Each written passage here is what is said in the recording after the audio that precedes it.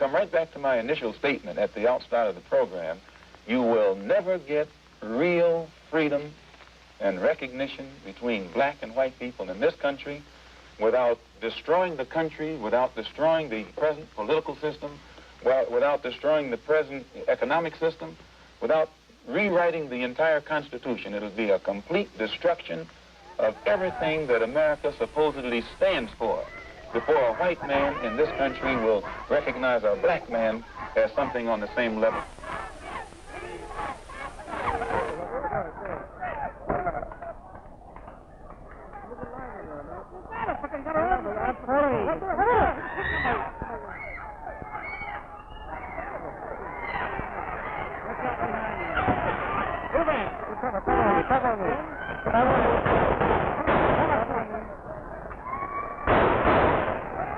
What happens is that the victim begins to agitate. He uses all types of means against his executioner in fighting for a position of equality. After he tries a number of means and they do not work, he then begins to imitate the means by which his executioner had him down. That is usually through force and violence. He says, and then they begin to use it against them, breaking the one taboo that they've never been able to break, hitting back against their executioners, so that you ought not to be upset. If we are violent, the United States taught us very well how to be violent. And those who will make this peaceful revolution impossible will make a violent revolution inevitable. Well, anytime you live in a society supposedly based upon law, and it doesn't enforce its own law because the color of a man's skin happens to be wrong, then I say those people are justified to resort to any means necessary to bring about justice where the government can't give them justice.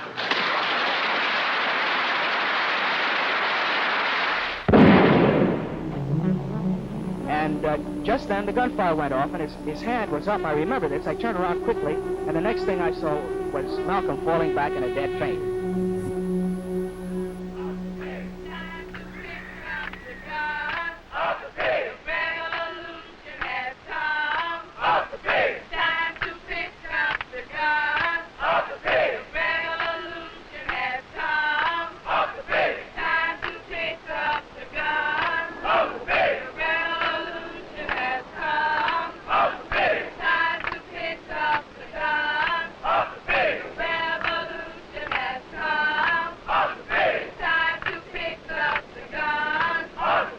Black Panther Party for Self-Defense calls upon the American people in general and the black people in particular to take careful note of the racist California legislature, which is now considering legislation aimed at keeping the black people disarmed and powerless. At the very same time, racist police agencies throughout the country are intensifying the terror, brutality, murder, and repression of black people. Wait a minute, now wait a minute. Am I under arrest? Am I under arrest? You place him under arrest. Go ahead, bro. If I'm under arrest, I'll come. If I'm not, don't put your hands on me. Is this the way the racist government works? Don't let a man exercise his constitutional rights? There is absolutely no reason why out on the street today a civilian should be carrying a loaded weapon. You don't know the Constitution, right? Not like this. Sure we do. We're well aware of the Constitution. You have no right to take my gun away from me. I would like to have my gun back. Why do you believe the legislature is racist? Don't you know? You're a part of it, and you're obviously, it's a white system. You say to read your pamphlet. This is the pamphlet that the man presented me with. It's called A Statement of the Black Panther Party for Self-Defense on the Mulford Act, now pending before the California legislature. The Mulford Act would control the use of arms, especially loaded weapons, and would prohibit them. These men seem to have loaded weapons with them. The statement seems to indicate that these people feel that the black people have been enslaved throughout most of their lives, that the white society is responsible for this, and then they go on to say the Black Panther Party for Self-Defense believes that the time has come for black people to arm themselves against this terror, the terror of the white people presumably, before it is too late, and the pending Mulford Act brings the hour of doom one step nearer. They put trumped-up charges of conspiracy and felonies on everyone who went in to exercise a constitutional right. They violated the law by entering the chambers while the assembly was in session. You can't touch guns, the Second Amendment. Well, the Second Amendment relates and speaks of a well-regulated militia. It doesn't talk about a ragtail tin soldier army of cannon collectors who are, most of them, disturb people anyway.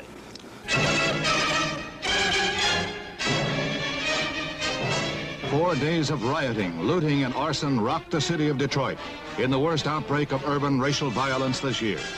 Your president calls upon all of our people in all of our cities to join in a determined program to maintain law and order.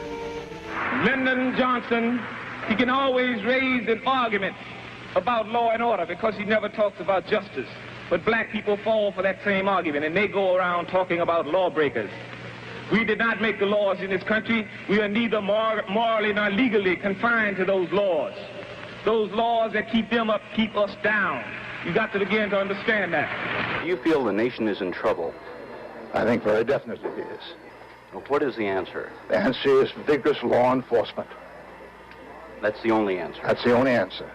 How about justice? You hear a lot about justice with law enforcement. Justice is merely incidental to law and order.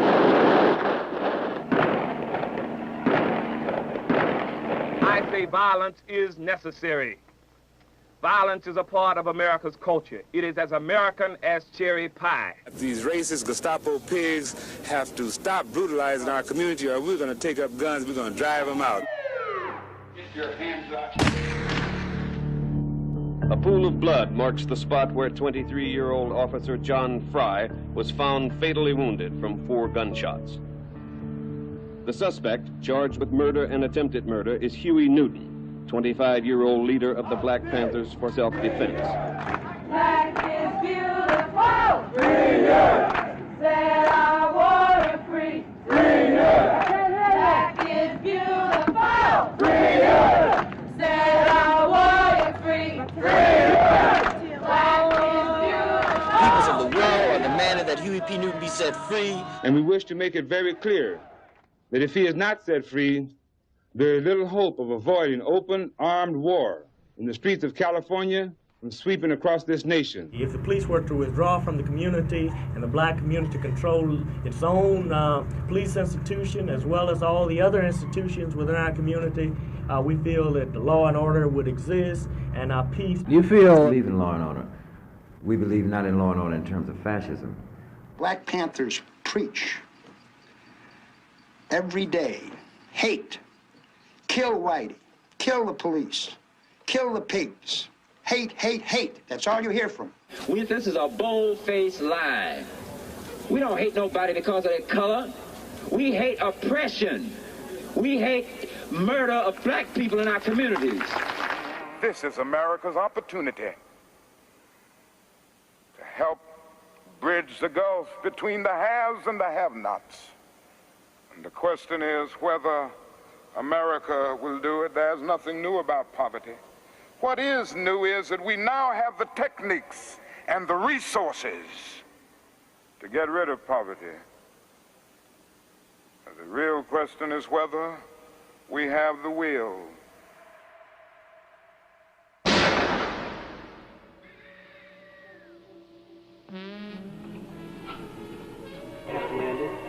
And as he came out of his room on the edge of the balcony, he was shot. And we thought a firecracker had gone on. Most of us were downstairs on the lower level. And we immediately ran up and saw that he'd been pretty badly wounded and sent for the ambulance. It's too late now. We are ready to start. We're going to finish it up. America is shocked and saddened by the brutal slaying tonight of Dr. Martin Luther King.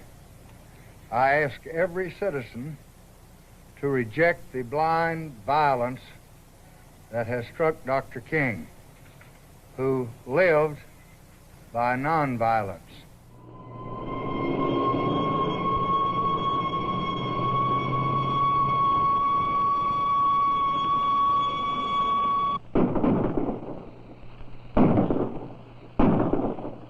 On April 6th, members of the Black Panther Party were ambushed by the open pigs. And when little body was killed, he came out the house with his arms up. Pigs told him to run to the car, and they shot him down. Little Bobby is only one example. He represents all the other black men and women who have been murdered and killed throughout history for the last 400 years, or when black people were first brought over here. But they literally murdered Bobby Hutton and shot and wounded Eldridge Cleaver. Fellows came out of the place with their hands in the air. This is the latest in a series of attempts to liquidate the leadership of the Black Panther Party. At first, they moved against Huey P. Newton, Minister of Defense, and they are well advanced in framing Bobby Seale, the chairman. And now, for the first time, they have moved directly against me, shooting me and attempting to kill me. I think this is a calculated plan that has been carried out.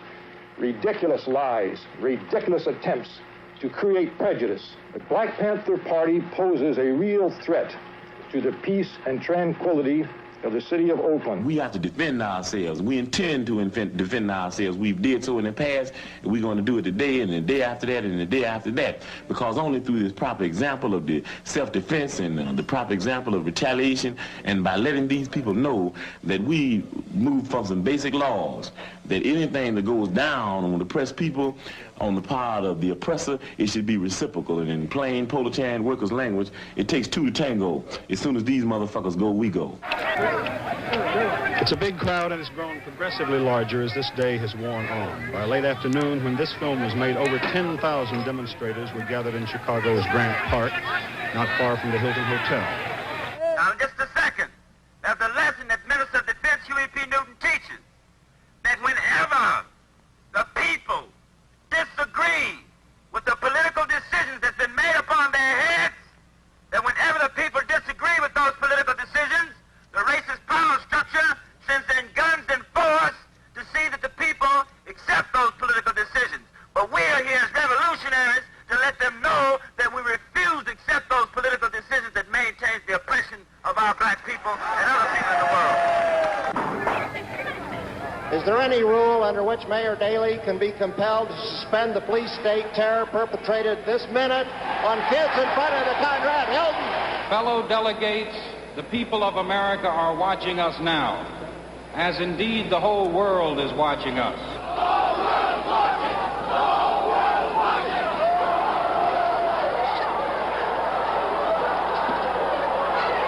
What are we coming to as a society? What are we coming to as a country? If policemen are treated the way they have been treated, not only in Chicago, but all over the country. The police in our community occupy, the foreign troop occupies territory, and the police are there not to promote our welfare or for our security and our safety, but they're there to contain us, to brutalize us and murder us. The police in our community couldn't possibly be there to protect our property because we own no property. They couldn't possibly be there to see that we receive the due process of law for the simple reason that police themselves deny us the due process of law. And so it's very apparent that the police are only in our community, not for our security, but the security of the business owners in the community, and also to see that the status quo is kept intact.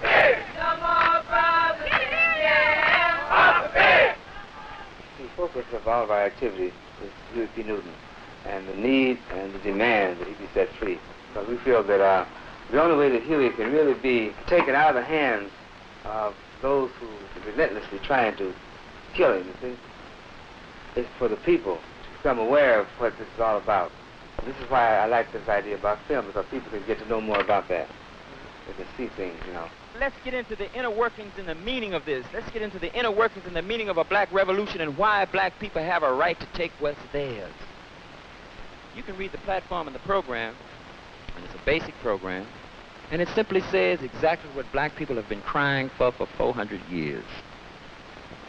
One, we want freedom. We want power to determine the destiny of our own black communities. Two, we want full employment for our people. Three, we want decent housing fit for shelter of human beings. Four, we want an end to the robbery of the black community by the white racist businessman. Five, we want decent education that teaches us about the true nature of this racist, decadent system. Education that teaches us about our true history and our role in the society and the world today. Six, we want all black brothers to be exempt from military service. Seven,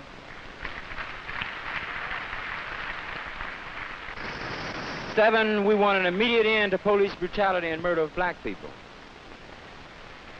8, We want all black brothers and sisters held in federal, county, state, city, jails, and prisons to be released because they have not had a fair trial. They've been tried. They've been tried by all white juries who have no understanding of the average regional man in the black community. Number 9, this is where Brother Huey is being caught. We just want the courts to make sure we have peers on the jury of people from the black community as defined by their jive constitution, the so-called United States. The 10, summary with the major political objective. That is, we want land, bread, housing, clothing, education, justice. The long-awaited decision in the Huey Newton murder trial, which has drawn worldwide attention, is now very near. The jury of 7 women and 5 men are deliberating the fate of the Black Panther leader on the 8th floor of that building. As far as the proceedings thus far, that the courts have only reflected the racist attitude of the general power structure, that I haven't received a fair trial, that I should not have been indicted in the first place. I was indicted by a middle-class white grand jury that did not represent a cross-section of the community. They said it. And you can't have freedom for one kind of person without having freedom for the other. You can't have justice for one kind of people and not have justice for the other.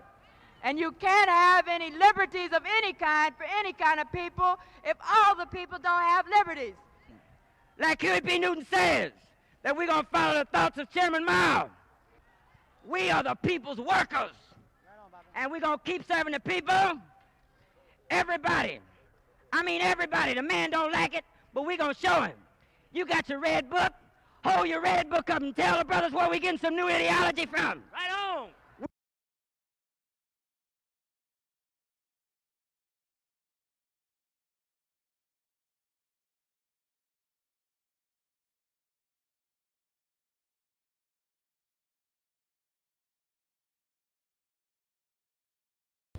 One of our basic premises is that political power grows out of the barrel of a gun.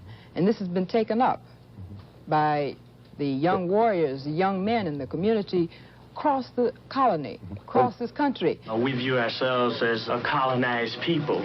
So we're in a situation of a mother country and a colony.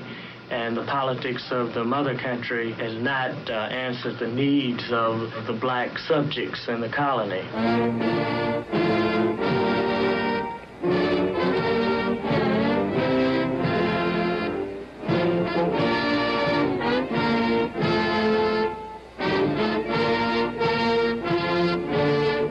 Richard Milhouse Nixon, in a stunning political comeback, almost denied him in the closing days, perhaps even the closing hours of the campaign, has been elected the 37th President of the United States.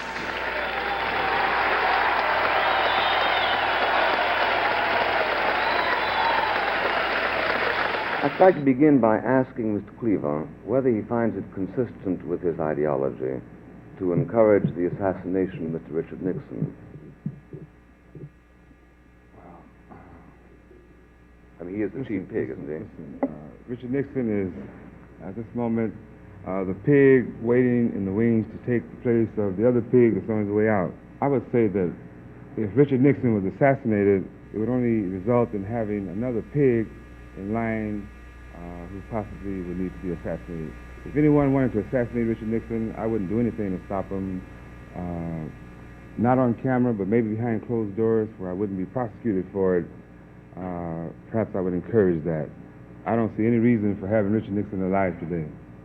Yeah. Nonviolence is a very non-functional approach in a society that's based entirely on organized force and violence. A country that was created in violence, land was taken in violence, society that's perpetuating itself through violence in the ghettos, in Vietnam, in Africa, wherever you look. There's organized force and violence at work to maintain the society.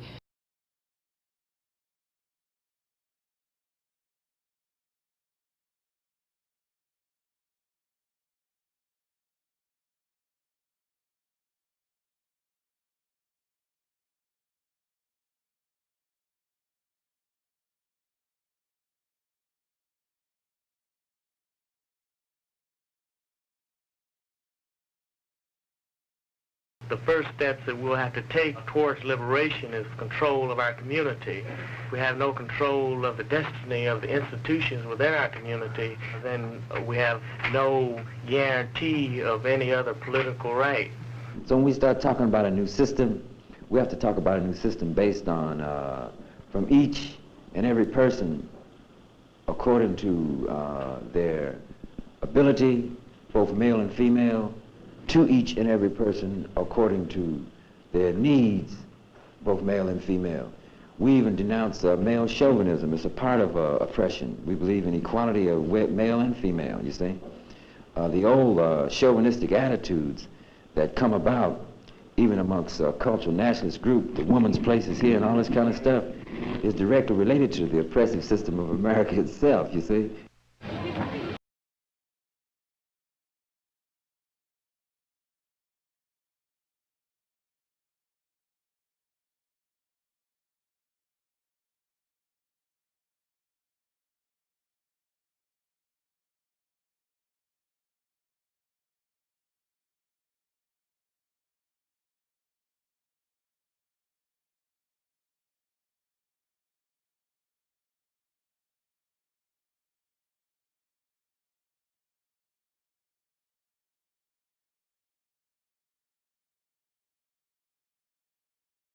Is it likely that a year from now, or isn't it likely that a year from now, your movement will simply become one of those blips in footnotes of history books about the lengths to which California is prepared to go? Aren't you, in fact, a creature of the University of California?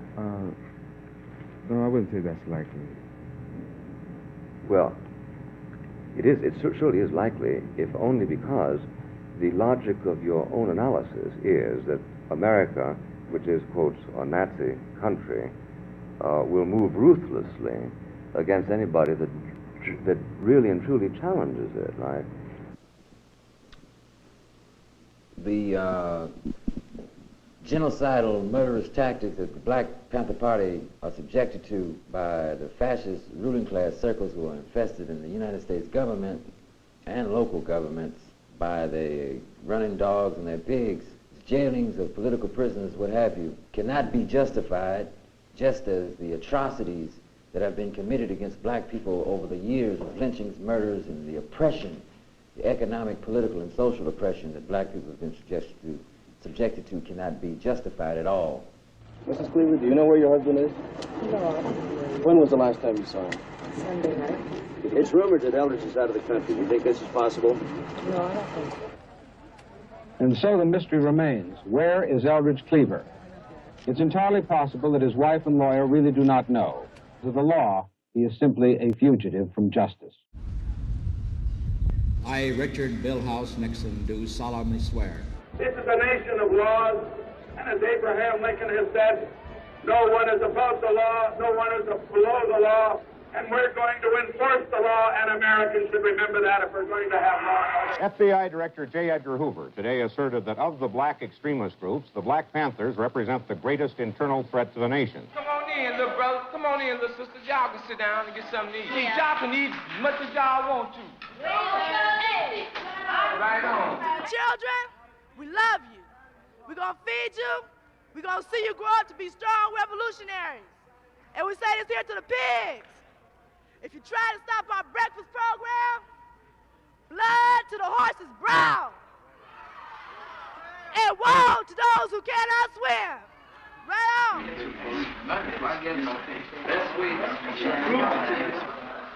You had this done about 3 days ago, you said?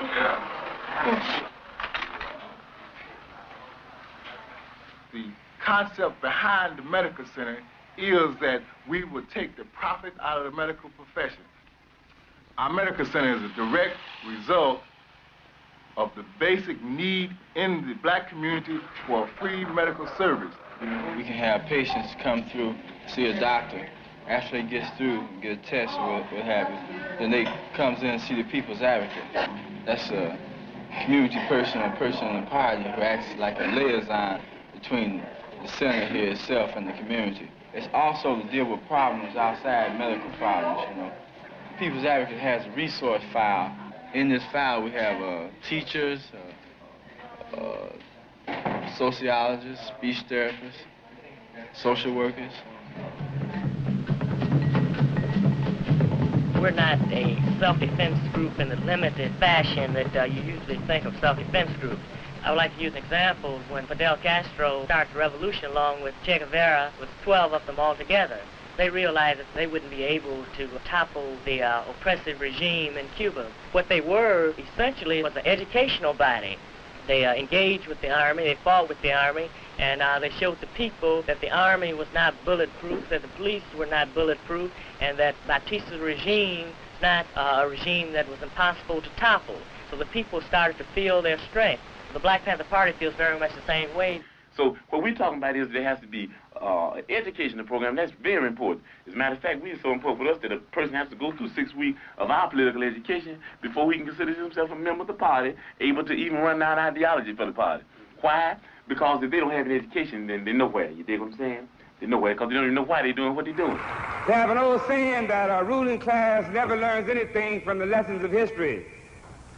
And I think that we have ample evidence that this is true.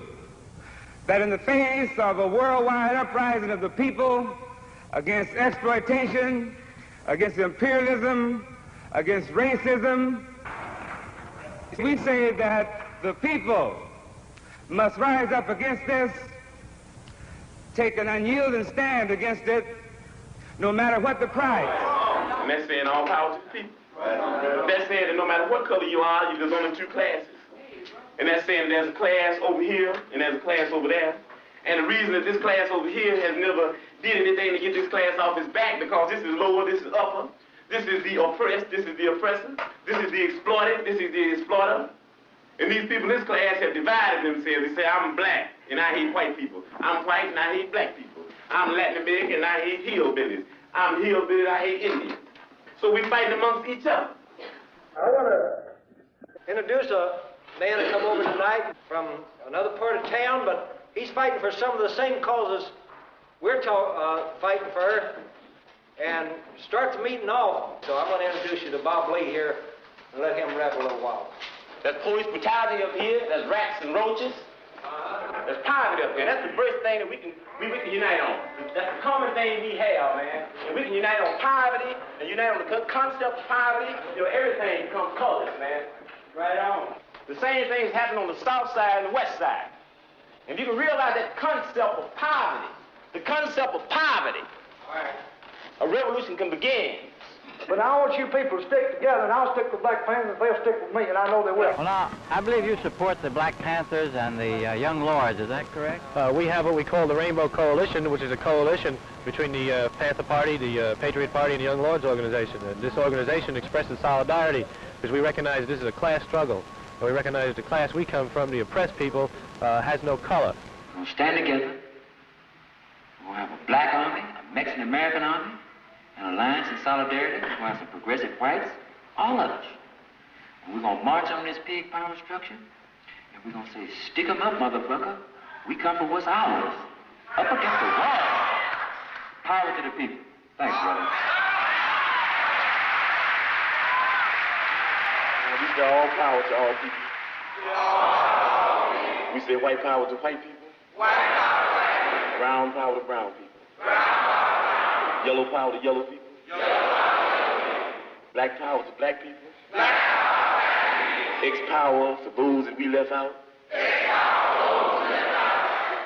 We say Panther power to the Vanguard Party.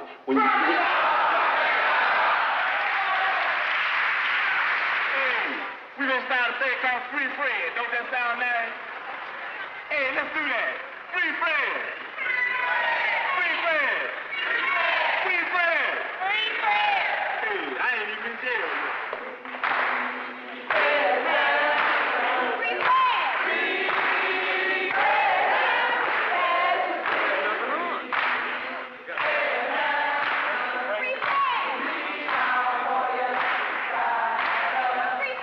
Pig power structure and their lackeys, in another attempt of pig repression, have sentenced Deputy Chairman Fred Hampton to 2 to 5 years in prison. While Chairman Fred is in prison, the police attack Panther headquarters. There are 3 Panthers in the office, 5 policemen are shot. The 3 Panthers are beaten when they run out of ammunition. This is time that the headquarters have been raided? Second time, it wasn't raided. This time we were attacked, man.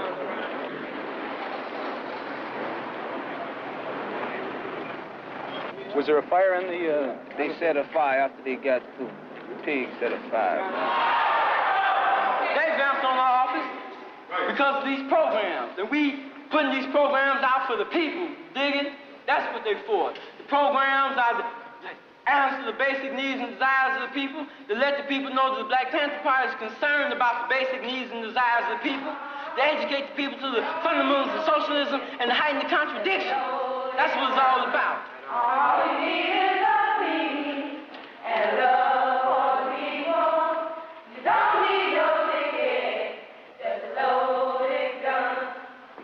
I believe, pray, we must all be free. It started when Seal demanded to cross-examine a prosecution witness, accusing the judge of denying his constitutional rights to defend himself.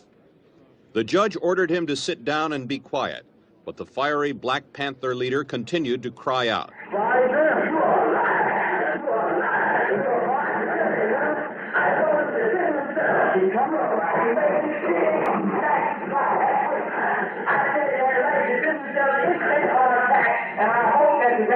Is a lie, and we have a right to do that. And if you attack me, I will do it myself. All right,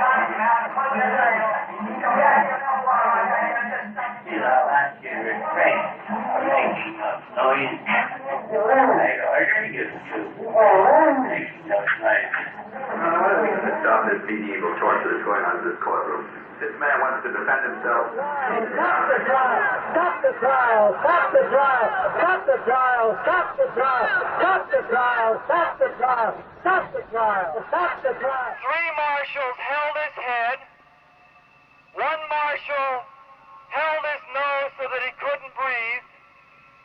And the 5th marshal attempted to press against his mouth with all his weight this gauze that ultimately resulted in Bobby bleeding profusely around the mouth and the lips as they tried to jam this piece of object into his mouth to silence him. Bobby Seale is going through all types of physical and mental torture. But that's all right, because we said even before this happened, and we're going to say it after this, and after I'm locked up, and after everybody's locked up, that you can jail revolutionaries, but you can't jail a revolution. Right. You might run a liberator like Harris Cleave out the country, but you can't run liberation out the country. You might murder a freedom fighter like Bobby Hutton, but you can't murder freedom fighting, and if you do, you come up with answers that don't answer, explanations that don't explain, you come up with conclusions that don't conclude, and you come up with people that you thought should be acting like pigs, that's acting like people, and moving on pigs, and that's what we've got to do. So we're going to see about Bobby, regardless of what these people think we should do. Because school is not important, and work is not important. Nothing's more important than stopping fascism, because fascism will stop us all. We're going to see about Bobby, because Bobby came and saw about us. You see, this is where you beat your cat. See, when you're revolutionary, you don't, they can't break your spirit that way. You see what I mean? The real thing is you understand the psychology of the cops. They are the ones who really couldn't stand to be in there. That's why they create that kind of thing.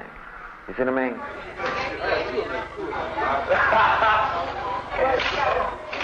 You know, I know a lot of people, that hear things like this and see things like this, couldn't understand the motive behind this. Some of us young people, and you know what I mean, I know a lot of people couldn't understand. See, me myself, I was born in a so-called bourgeois community and had some of the better things you could say of life. And I found that even some of the better things of life for black people wasn't too cool. And I found that it was more people starving than there was people eating. And I found that more people didn't have clothes than they did have clothes. And I found that I just happened to be one of the few. And I made a commitment to myself that I wouldn't stop doing what I'm doing until all those people are free. If tear gas is thrown, here's your water and your mask. Keep this on you. A lot of times I wanted for it to be possible for people to be free under capitalism. I wanted it for socialism to be able to be brought about through means other than violent means. But those were times when I was trying to be subjective. I was looking at things and trying to make them the way I wanted to make them be. Because I didn't mind dying, but I just thought, well, everybody shouldn't have to die. What we're saying is that we're more than people that are for armed struggle. We're people that are for armed struggle, for the purpose of bringing on the people's revolution, for the purpose of setting up initially a socialistic state, and for the purpose, secondarily, of advancing into what you could call utopia, or what we would call a communist state. Your brother's what type of blood you have? What's your name? All I know is we got dead. What type of blood you have? Be positive. Make sure you don't get no pig blood. Huh? What type of blood Red now. Red, right now. So we always say in the Black Panther Party that they can do anything they want to us. We might not be back. I might be in jail. I might be anywhere. But when I leave, you can remember I said with the last words on my lips that I am a revolutionary. And you're going to have to keep on saying that. You're going to have to say that I am a proletarian. I am the people. I'm not the pig. You've got to make a distinction. And the people are going to have to attack the pigs. The people are going to have to stand up against the pigs. That's what the Panthers are doing. That's what the Panthers are doing all over the world.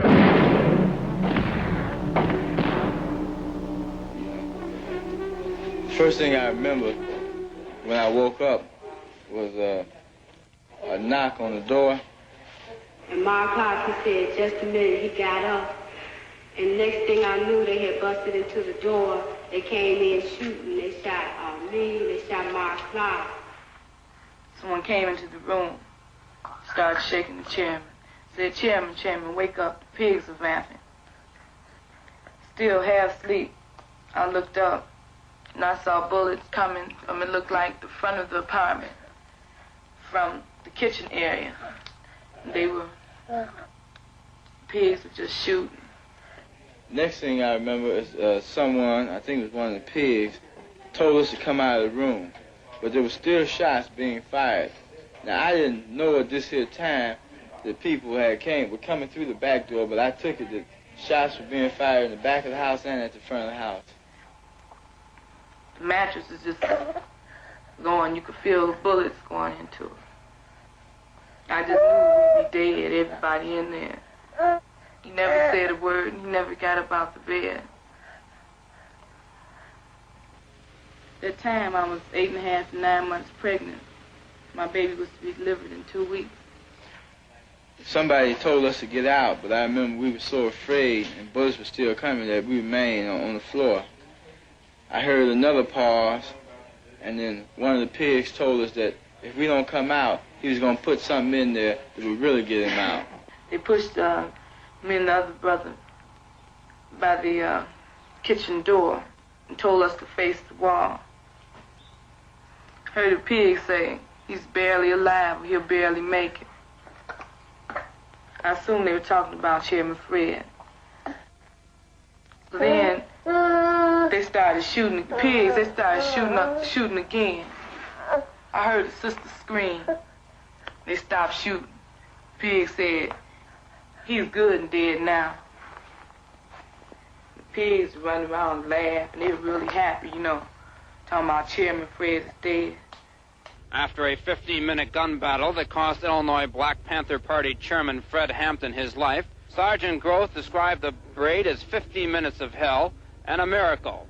A miracle because not one policeman was killed, a miracle because not more policemen were shot. The firing stopped only when the occupants realized their arsenal was no match for the police arsenal, an arsenal that included a .45 caliber submachine gun and 2 shotguns. The immediate, violent, criminal reaction of the occupants in shooting at announced police officers emphasizes the extreme viciousness of the Black Panther Party. So does their refusal to cease firing at the police officers when urged to do so several times. When you knocked on the door, what happened? Well, I didn't actually knock. I heard our officers at the front announce their office and shots fired. So I kicked in the back door, and as soon as the door opened, I could see shots being fired at us at the back door. You have any idea how many shots were fired? Quite a few. I have no idea. You have any idea over how long a period the gun battle ensued? It seemed like an hour to me. It seems very clear to us that he was assassinated. And the police officer who did that assassination then walked away from it, and said to other people, Bobby Rush is next. Do you think that if you had been in your apartment yesterday, you would have been shot by police? Yes, I would have been murdered. I still think there's a great possibility of people trying to murder me, and I'm going to take all the necessary precautions. Yes, the autopsy report supports the claim that Fred Hampton was murdered. We have the autopsy reports that it was affirmed last night that Fred Hampton was murdered while he was laying in his bed. He was shot through the head. You're saying he was not firing back? He was in the bed sleep when he was murdered. There was no weapon in his hand? There was no weapon in his hand whatsoever. The account that we made public yesterday gives a detailed explanation of what happened in that apartment. I stand wholeheartedly behind it as absolutely accurate. There is one inconsistency in, well, for example... I do not intend to quibble about that account. Do you intend to get at the truth? The account that we gave of the events is the truth. They admit that for 12 minutes, for 12 solid minutes in those early morning hours, there was gunfiring in that apartment. And yet the federal grand jury concludes that only one possible shot could have come from a Panther weapon. And that shot could have come through the door by a man who had just been shot in the heart. Those officers fired 99 shots through the walls of an apartment where they knew people were sleeping. In spite of those conclusions, the report then goes on to say, the physical evidence and the discrepancies in the officers' accounts are insufficient to establish probable cause to charge the officers with a willful violation of the occupants' civil rights.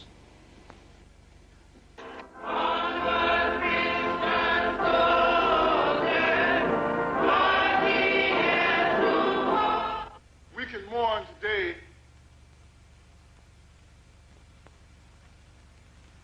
but if we understood Fred, if we are dedicated that his life wasn't given in vain, then there won't be no more mournings tomorrow. Then all our sorrow will be turned into action. He said, but you have to remember one thing, and that's be strong. He wasn't afraid of anything. Leadership has been either jailed or is in exile, or some of them are dead. There's a leadership gap, obviously, in your organization. It seems to me that if there is a campaign against you, it has been successful to a certain point. Well, most people would like to think that, especially the enemy. But we're satisfied that they could never exterminate the Black Panther Party. In order to do that, they would have to commit genocide, because what we're working for is already spelled out within the Constitution of the United States. We're asking for the basic necessities for human life. So therefore, it would be impossible for them to exterminate or to really have a successful extermination campaign against our party. Our party is manifested in the people.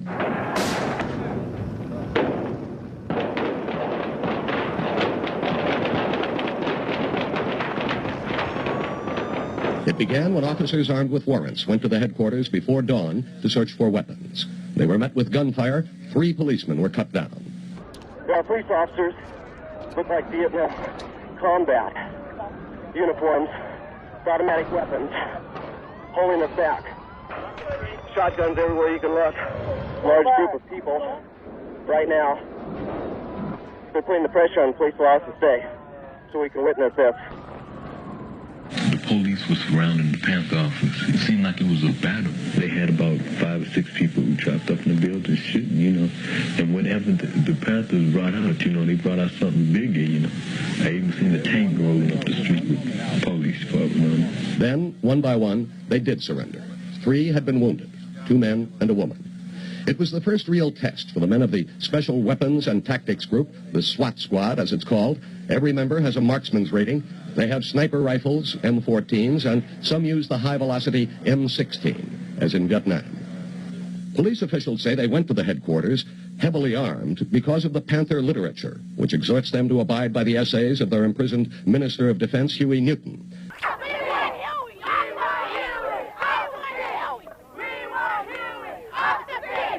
For about 3 years, the Black Panthers have used Huey Newton's name for a rallying cry, demanding that he be freed from jail, where he is held on a charge of killing a policeman.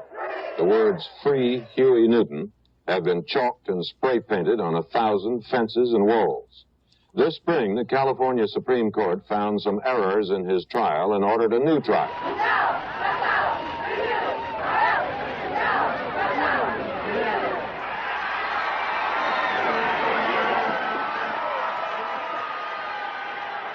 Still in prison khakis, standing on a car outside the courthouse, surrounded by friends.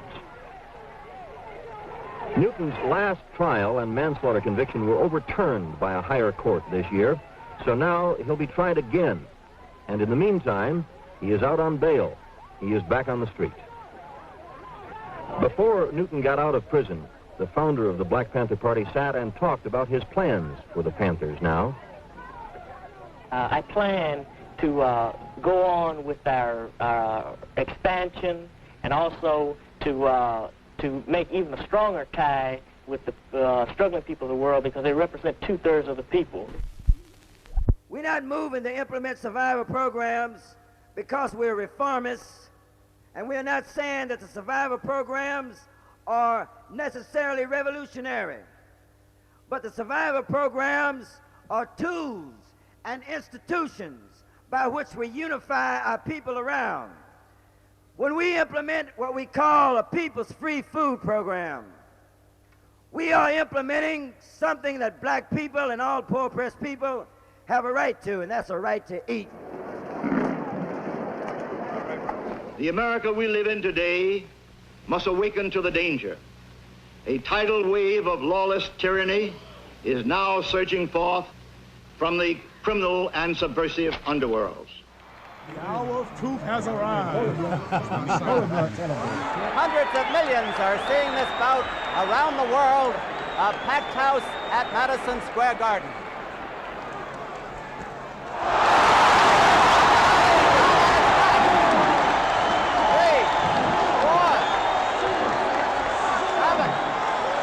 He takes the mandatory 8 count, the only knockdown of the fight, and the winner by unanimous decision who retains his heavyweight title. Champion of the world, Joe Frazier. Joe Frazier.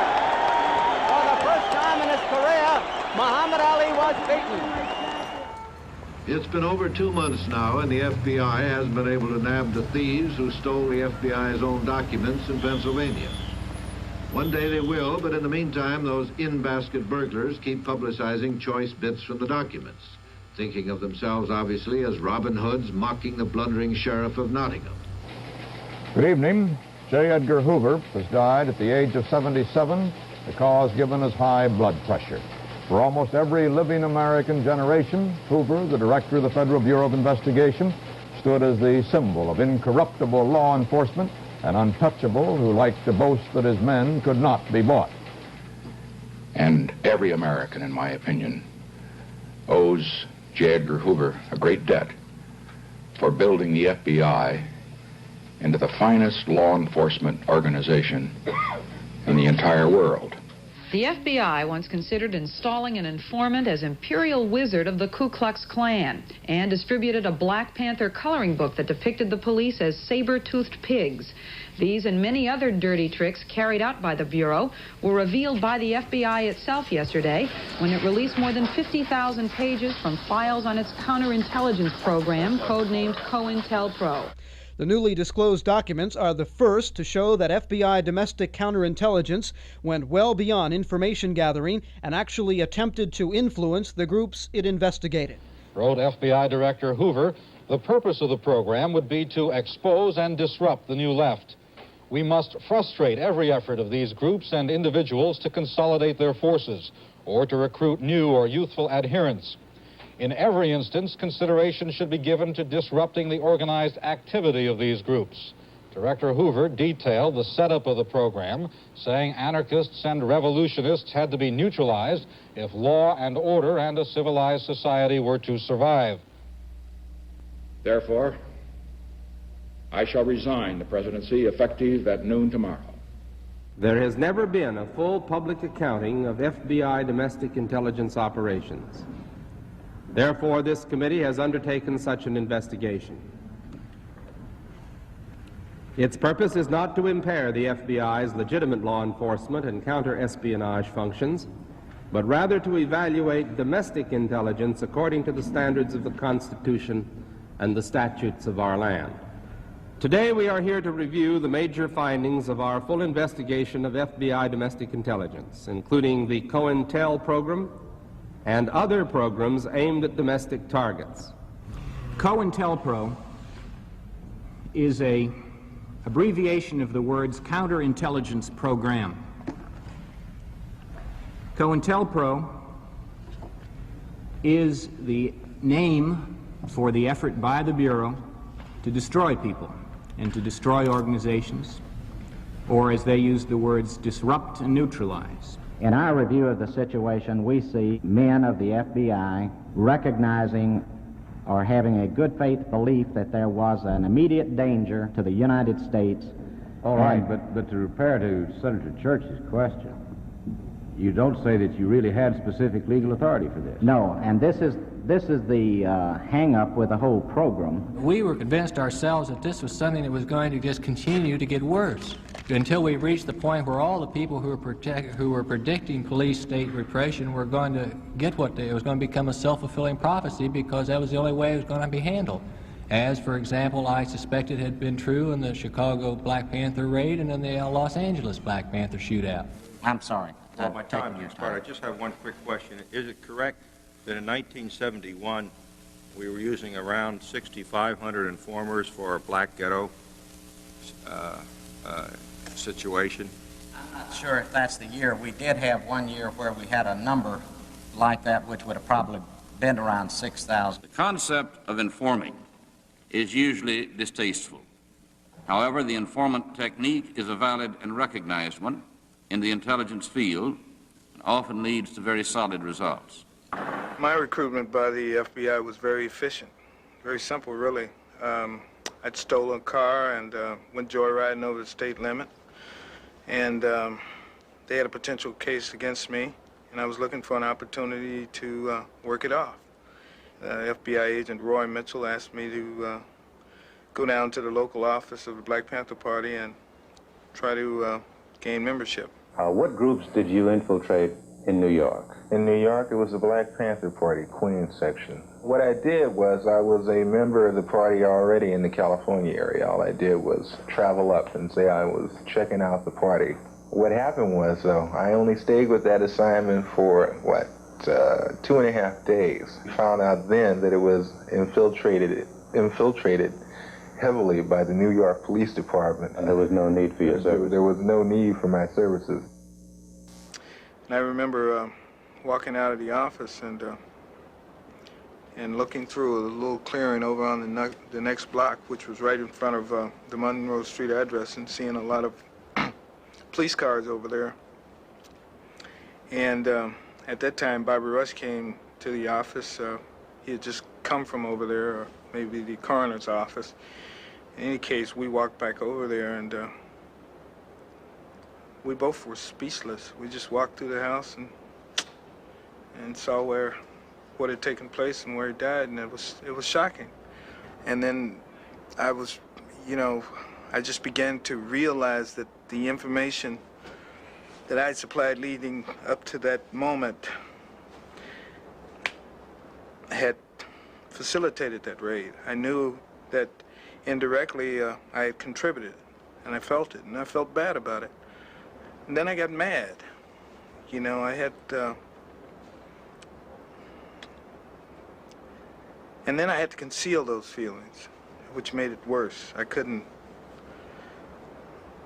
say anything. I just had to continue to play the role. I've been told for years by, among others, some of my own family, But this is exactly what the Bureau was doing all the time. And in my great wisdom and high office, I assured them they were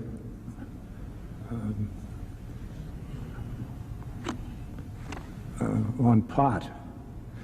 This just wasn't true. Couldn't happen. They wouldn't do it. What you've described is a series of illegal actions intended squarely to deny First Amendment rights to some Americans. That's what my children have told me is going on. Now, I didn't believe it.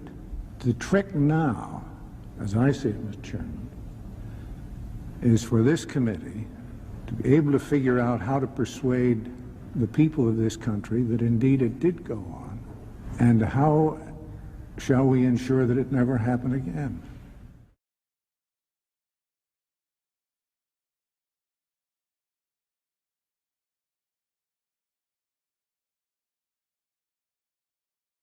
And of course, we were wiped out systematically. There were about 1 million pages of information compiled upon me alone. I don't know how many millions of illegal break-ins, but I know I suffered at least 20 or 30 illegal break-ins.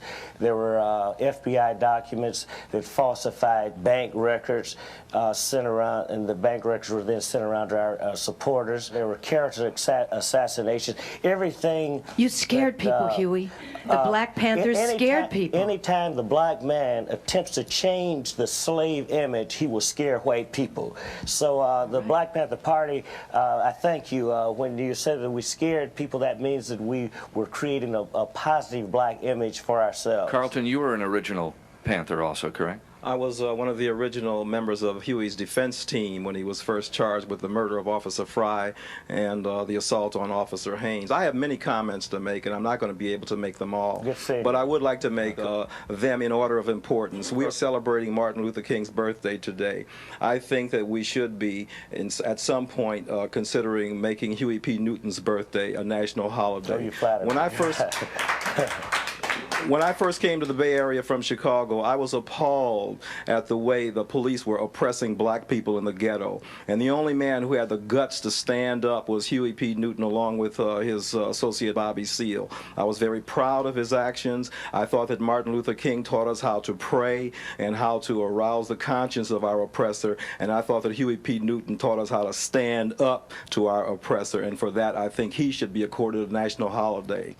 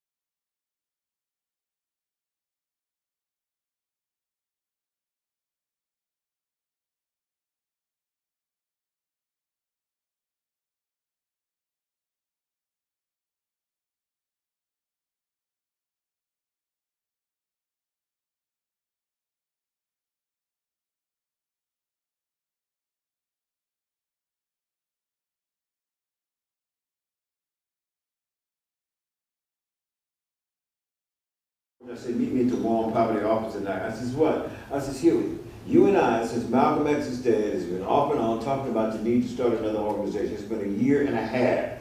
Let's start the organization now. I said, all we did was take some notes in my house about this 10-point program we thought we were supposed to write. So let's do it tonight. So we walked in. After everybody's off of work, I had the burglar alarm key because I worked there and employed there. Me and Huey went into the office and we wrote that 10-point platform and program. I typed it out and pecked it out. Huey went upstairs in the legal aid law library. He found the California State Supreme Court ruling that said we had a right to stand and observe police officers.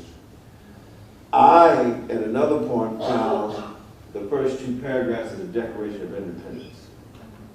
When in the course of human events it becomes necessary for any one people to dissolve the political bondage which they're connecting with another, and to assume among the powers of the earth the separate and equal station in which the laws of nature, nature's God entitlement, with decent respect to the opinions of humankind, dictate that they should declare the causes which impel them to dissolve that political bondage, when a long train of abuses and usurpations pursues and invariably evinces a design to reduce a people under absolute despotism, then it is the right of the people to alter or change that.